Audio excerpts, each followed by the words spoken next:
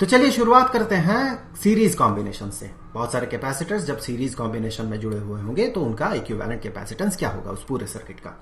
तो इसके लिए दो चीजें आपको समझना होगा। सबसे पहले कि इक्विवेलेंट कैपेसिटेंस क्या है, दूसरा कि सीरीज कॉम्बिनेशन क्या है।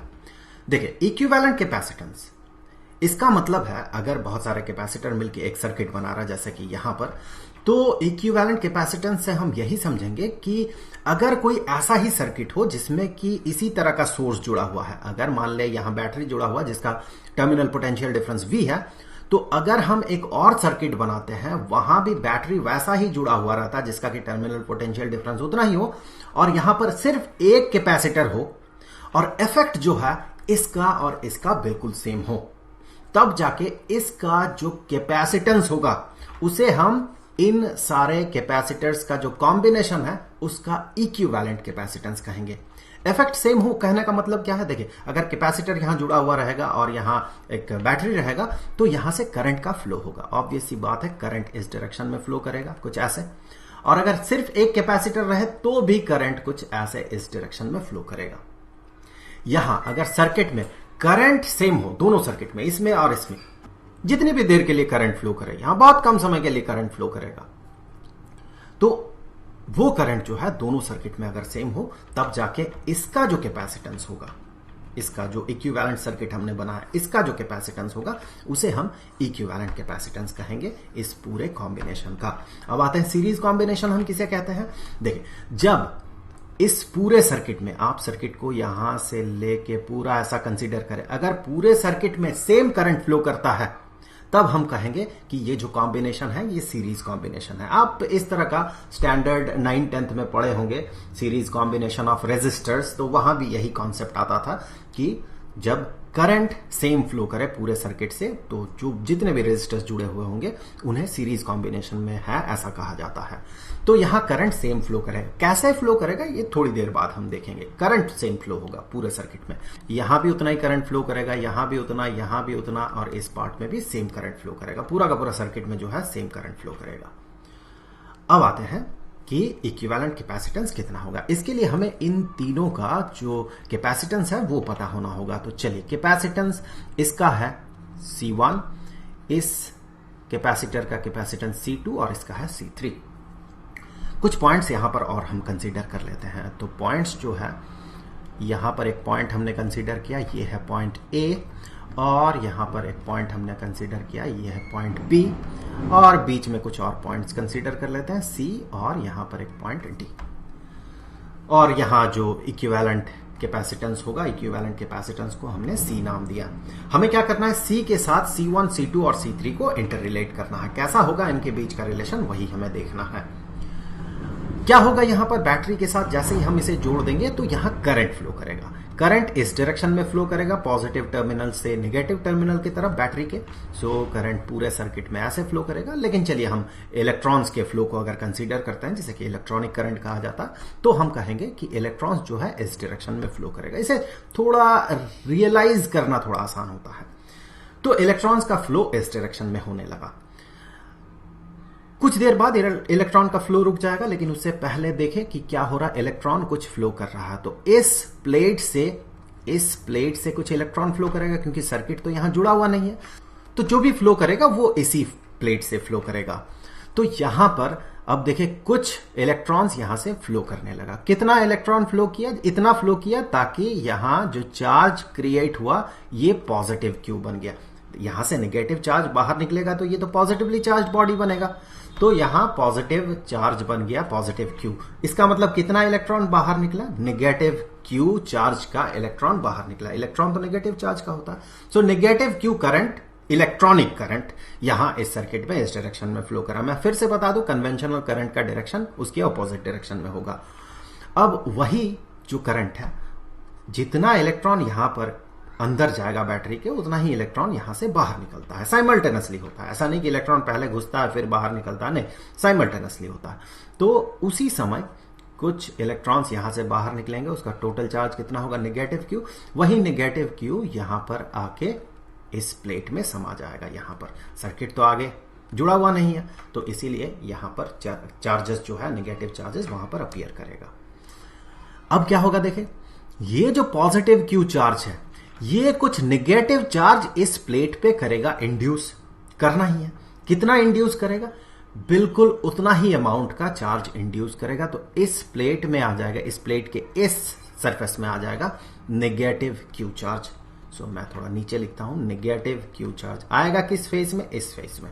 ये नेगेटिव क्यू चार्ज आएगा कहां से?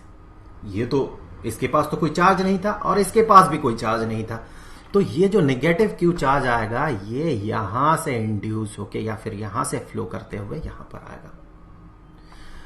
तो चूंकि इस प्लेट से वो नेगेटिव चार्ज फ्लो करके आएगा, तो यहां पर इस प्लेट में आ जाएगा कुछ चार्ज। कितना? नेगेटिव क्यू चार्ज बाहर निकला तो इसमें आ जाएगा पॉजिटिव क्यू चार्ज। साइमल्टेनियसली ये जो नेगेटिवली चार्ज प्लेट है ये इस प्लेट में कुछ पॉजिटिव चार्ज इंड्यूस करेगा। कितना?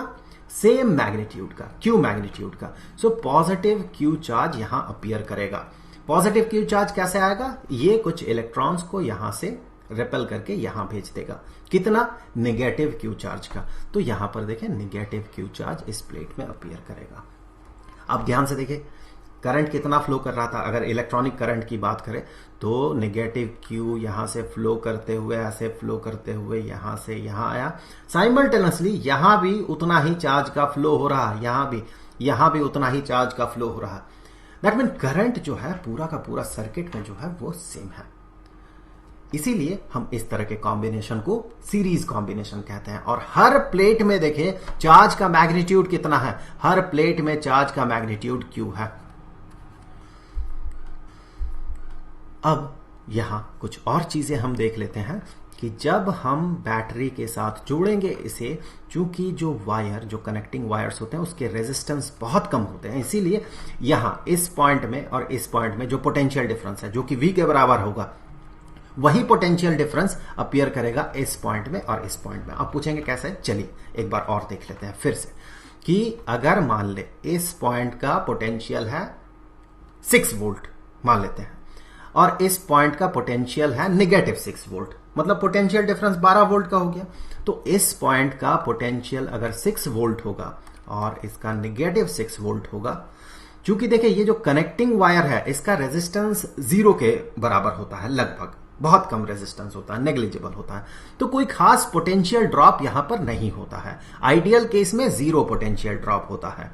तो यहां इस पॉइंट का पोटेंशियल कितना बनेगा? ड्रॉप तो 0 है, पोटेंशियल तो थोड़ा भी नहीं घटेगा, तो 6 वोल्ट ही रह जाएगा। और इस पॉइंट का पोटेंशियल कितना होगा? यहां नेगेटिव 6 वोल्ट था, कोई भी पोटेंशियल ड्रॉप नहीं हुआ या इंक्रीमेंट नहीं होगा, तो ऑब्वियस सी बात है ये भी नेगेटिव 6 वोल्ट में ही रहेगा। मतलब क्या बना कि बैटरी का जो भी सोर्स है उसका जो पोटेंशियल डिफरेंस है, terminal potential difference, same potential difference appear करेगा इस पॉइंट में और इस पॉइंट में। इस पूरे कॉम्बिनेशन के दो एंड में पोटेंशियल डिफरेंस सेम होगा। तो हम यहां से कह सकते हैं कि जो VAB है, potential difference between point A and point B, ये V के बराबर होगा। साथ ही साथ अब आप देखें यहां से यहां जाते हुए कुछ पोटेंशियल ड्रॉप होगा। क्यों होगा? क्योंकि देखिए ये पॉजिटिव टर्मिनल में है तो ये पॉजिटिव पोटेंशियल में रहेगा, ये नेगेटिव टर्मिनल में है इसका, इसीलिए यहां पोटेंशियल थोड़ा ड्रॉप करेगा, यहां पोटेंशियल घटेगा। और ये पॉजिटिव टर्मिनल है और ये नेगेटिव टर्मिनल है तो यहां पोटेंशियल और घटेगा। सो सेम लॉजिक से हम यहां पर कह सकते हैं कि यहां और यहां पोटेंशियल डिफरेंस कुछ होगा, कुछ पोटेंशियल ड्रॉप होगा, जिसे कि V1 से हमने डिनोट किया। सिमिलरली यहां भी कुछ पोटेंशियल ड्रॉप होगा C और D पॉइंट के बीच, इसे हमने V2 से डिनोट किया। और D और B पॉइंट के बीच एक पोटेंशियल ड्रॉप होगा जिसे हमने V3 से डिनोट किया। देखने वाली बात यह है कि A और B पॉइंट के बीच पोटेंशियल डिफरेंस V है। अब A और C जाते हुए, A से C जाते हुए V1 पोटेंशियल ड्रॉप हुआ, C से D जाते हुए V2 ड्रॉप हुआ और D से B जाते हुए V3 पोटेंशियल ड्रॉप हुआ। टोटल पोटेंशियल ड्रॉप कितना हुआ? V1 plus V2 plus V3, जो कि V के बराबर होगा। ये तो हमने पहले ही देखा, A पॉइंट और B पॉइंट के बीच का पोटेंशियल डिफरेंस V है। तो यहां पर हम आगे कह सकते हैं कि V is equal to V1 plus V2 plus V3। अब V1, V2 और V3 के लिए एक्सप्रेशन बनाने से पहले एक बार यहां पर इस फिगर में देख ले, हमने बात किया था कि ये इक्विवेलेंट कैपेसिटेंस है, मतलब कि सेम चार्ज सर्किट से फ्लो होना होगा। अगर इलेक्ट्रॉनिक चार्ज की बात करें, इलेक्ट्रॉनिक करंट की बात करें, तो इस डायरेक्शन में फ्लो करेगा वो और ऐसे फ्लो करेगा। चार्ज का फ्लो जो होगा वो सेम होगा एज होल, तो यहां पर अपीयर करेगा पॉजिटिव क्यू चार्ज, यहां पर अपीयर करेगा नेगेटिव क्यू चार्ज। तब जाके हम इसे इक्विवेलेंट कैपेसिटेंस, इसके कैपेसिटेंस को इक्विवेलेंट कैपेसिटेंस कहेंगे। अब यहां से अगर V1, V2 और V3 के लिए आप एक्सप्रेशन बनाए तो आप क्या पाएंगे? जैसे कि हमें पता है कि कैपेसिटेंस, हमने इसे पहले पढ़ा, कैपेसिटेंस एक कैपेसिटर का ये होता है जो चार्ज उसमें है डिवाइडेड बाय दो प्लेट्स के बीच पोटेंशियल डिफरेंस जितना है। तो अब आगे हम कह सकते हैं V ये बराबर होगा Q डिवाइडेड बाय C के। ये जनरल फॉर्म में हमने बात किया। अब अगर यही फॉर्मूला हम इसके और इसके लिए अप्लाई करते हैं तो हम क्या कहेंगे? इस कैपेसिटर के लिए देखें, हम कहेंगे V1 is equal to Q divided by C1, क्योंकि C1 इसका कैपेसिटेंस है और V1 इसके दो प्लेट्स के बीच का पोटेंशियल डिफरेंस है। तो हम यहां से कह सकते हैं कि V1 is equal to Q divided by C1। Similarly हम आगे कह सकते हैं V2 is equal to Q divided by C2। इसे देख ले, इस कैपेसिटर को, इसका कैपेसिटेंस C2 है, पोटेंशियल डिफरेंस V2 है और चार्ज इसमें कंटेंट Q है। सिमिलरली आप V3 के लिए भी यही कह सकते हैं कि ये होगा Q डिवाइडेड बाय C3। और यहां से तो आप कह ही सकते हैं इससे कि इसके दोनों प्लेट्स के बीच का पोटेंशियल डिफरेंस उतना ही होगा जितना कि इस बैटरी का है। तो ये V होगा और चार्ज ये कंटेन करेगा Q और इसका कैपेसिटेंस C है। तो हम इस जनरल फॉर्मूला को अप्लाई कर सकते हैं। यहां से अब आगे बढ़ते हैं, वैल्यूज को पुट करते हैं। V के लिए हम कहेंगे कि ये हो जाएगा Q divided by C, V1 के लिए ये हो जाएगा Q divided by C1, V2 के लिए Q डिवाइडेड बाई C2 और V3 के लिए Q डिवाइडेड बाई C3। आप Q को कॉमन आउट करें और दोनों तरफ से कैंसिल कर दें, या फिर कहें इक्वेशन के दोनों साइड को अगर हम Q से डिवाइड करें तो हमें मिलेगा 1 divided by C is equal to 1 divided by C1 plus 1 divided by C2 plus 1 divided by C3। तो अगर चार कैपेसिटर्स जुड़े हुए रहे सीरीज कॉम्बिनेशन में तो हम कहेंगे कि 1/C जो इक्विवेलेंट कैपेसिटेंस है ये बराबर होगा 1 divided by C1 plus 1 divided by C2 plus 1 divided by C3 plus 1 divided by C4। ऐसे जितने भी कैपेसिटर्स जुड़े हुए रहेंगे सबके कैपेसिटेंस को कंसीडर करना है। तो इक्विवेलेंट कैपेसिटेंस इस केस में हम कहेंगे ये इक्विवेलेंट कैपेसिटेंस ये है। तो हम इन वर्ड्स ऐसे कह सकते हैं कि रेसिप्रोकल ऑफ इक्विवेलेंट कैपेसिटेंस, देखिए ये इक्विवेलेंट कैपेसिटेंस है, तो reciprocal of equivalent capacitance is equal to sum of, देखिए बहुत सारे टर्म्स का सम है ये, sum of reciprocals of individual capacitance. इसका और इसका और इसका सम है। तो इंडिविजुअल कैपेसिटेंस का जो रेसिप्रोकल्स है, ये तीनों रेसिप्रोकल्स है, तो उनके रेसिप्रोकल्स के सम।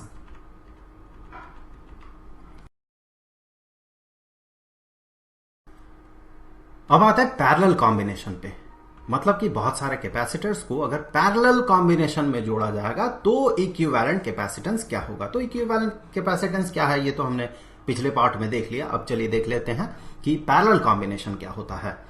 अगर बहुत सारे कैपेसिटर्स को कुछ ऐसे जोड़ा जाता है कि हर कैपेसिटर के प्लेट्स के बीच का जो पोटेंशियल डिफरेंस होगा ये पोटेंशियल डिफरेंस सेम हो, तो हम इस कॉम्बिनेशन को कहेंगे पैरेलल कॉम्बिनेशन। कैसे होगा ये चलिए हम आगे देख लेंगे। तो बहुत सारे कैपेसिटर्स को, तीन कैपेसिटर्स को जिनके की कैपेसिटेंस C1, C2 और C3 है, इसे एक बैटरी के साथ जोड़ा गया जिसका कि टर्मिनल पोटेंशियल डिफरेंस V है। तो फिर इसका इक्विवेलेंट कैपेसिटेंस क्या होगा। इक्विवेलेंट कैपेसिटेंस के लिए हम एक इक्विवेलेंट सर्किट कंसीडर करते हैं जिसमें कि सिर्फ एक ही कैपेसिटर होगा और आउटकम इस सर्किट का और इस सर्किट का बिल्कुल सेम होगा।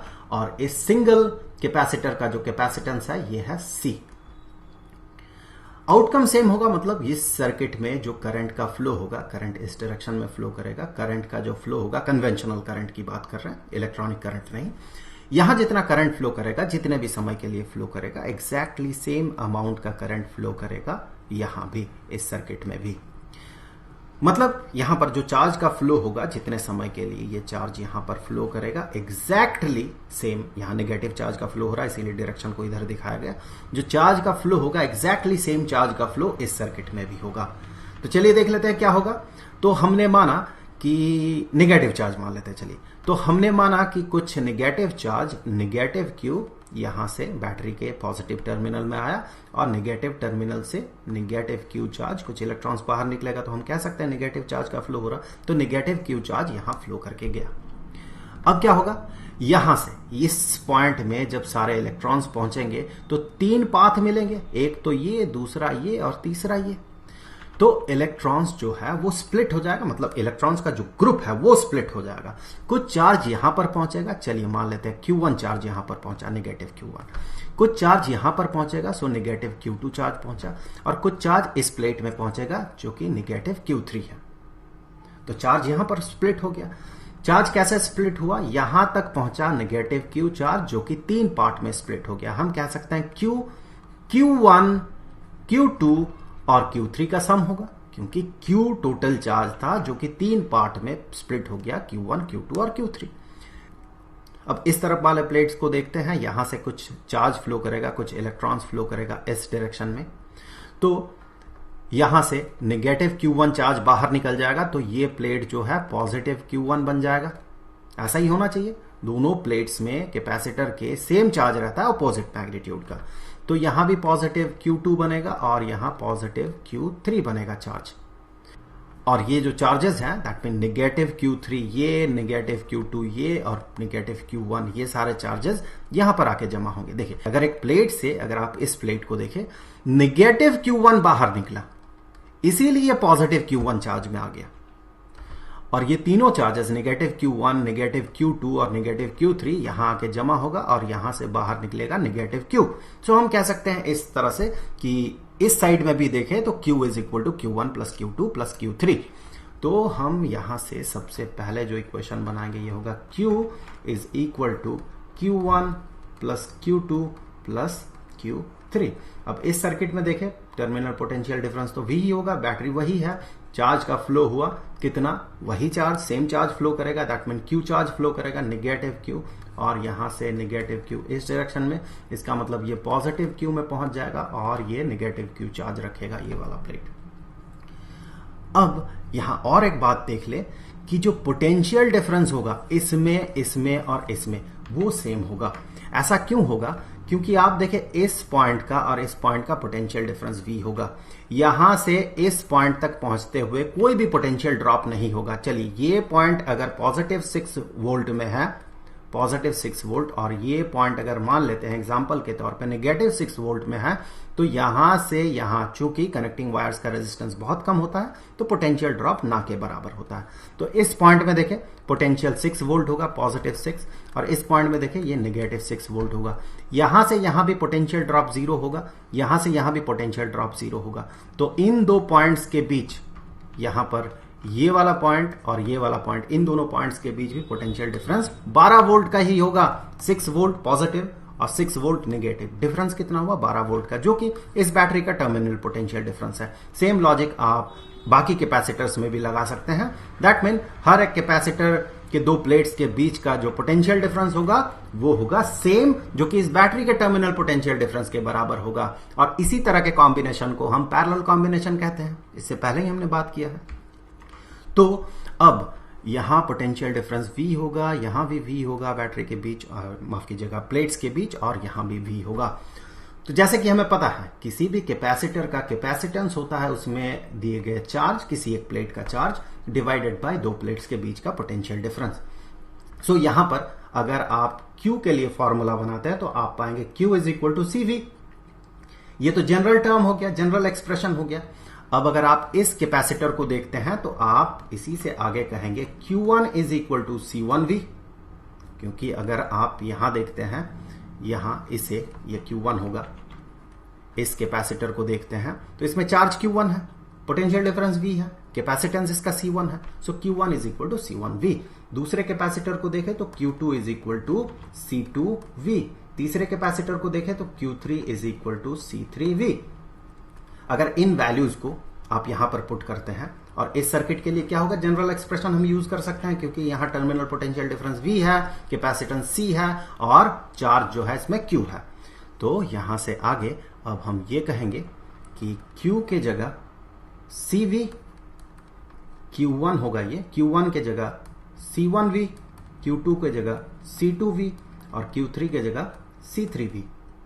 आप अगर V से डिवाइड करते हैं इक्वेशन के दोनों साइड को तो आपको मिलेगा C is equal to C1 plus C2 plus C3।